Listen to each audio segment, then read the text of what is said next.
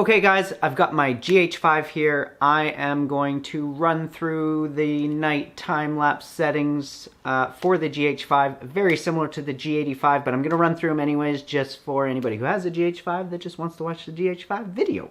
Anyways, I am going to show you those settings in a moment.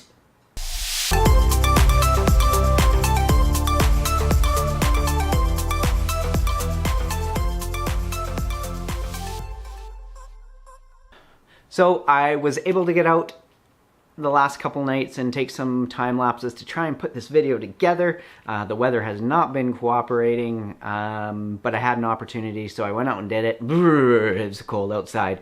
I will put the ISO and shutter speed on there so that you can kind of see. I am using the 15mm Leica lens, and yeah, so have a look at this. And I was kind of happy to get out. There's lots of clouds in the way. They're kind of short.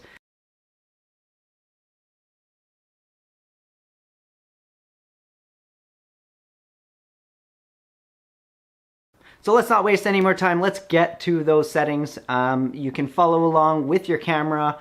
Just pause it if I'm going a little too fast. Let's go. Okay, first and foremost, you want to make sure that you've got your mode dial set to manual. Then what we want to do is, it would help if I turn the camera on. We want to go into on the GH5, the white balance is right here on the top. So click that white balance button. And right now we are on auto white balance. If you go to the right, you can go through all the settings, but a quick way to go is go to the left. Go to our custom white balance settings. And if you just press the up button, then you can change this. I leave mine at 5700. Set that, back out. Now you can go into the ISO, and you can set that to 800 to 1600 is usually where I do my night lapse. My night lapses. I've tried 3200, but I don't like it as much. I think 800 to 1600 is kind of the sweet spot. The other thing that once you've got that ISO set, we've got our lens. I'm using the 15mm Similux Leica lens.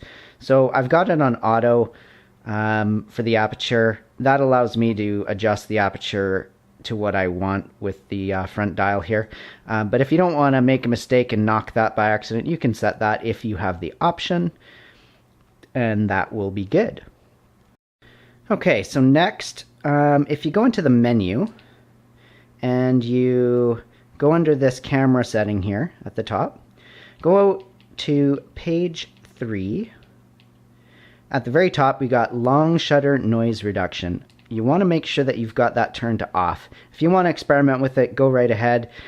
Basically, whatever your shutter speed is, if it's 10 seconds, the long shutter noise reduction will take an additional 10 seconds to do that process.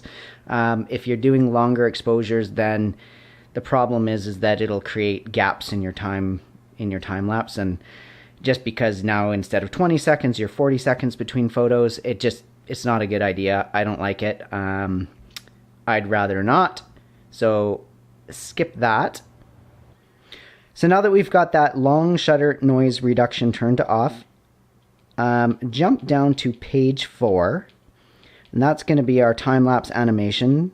So here's what we want to do is, this is where we're going to set our shooting interval. So turn that to 0. Let's say we're doing 10 seconds.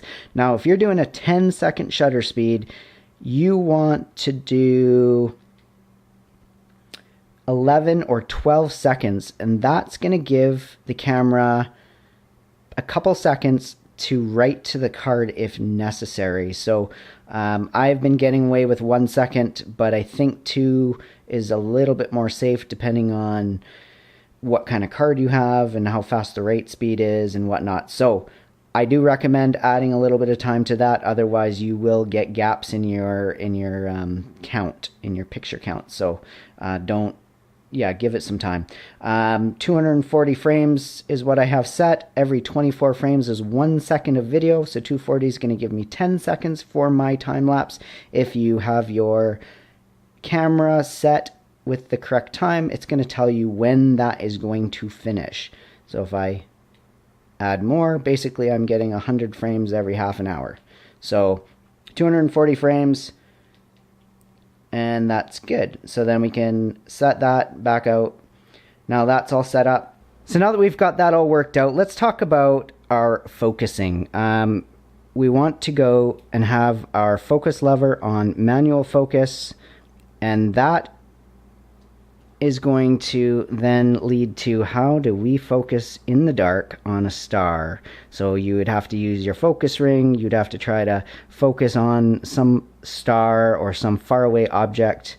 It's just not reliable enough. One way that I have been doing on my G85, which also works on the GH5, is to cycle the power off and turn it back on.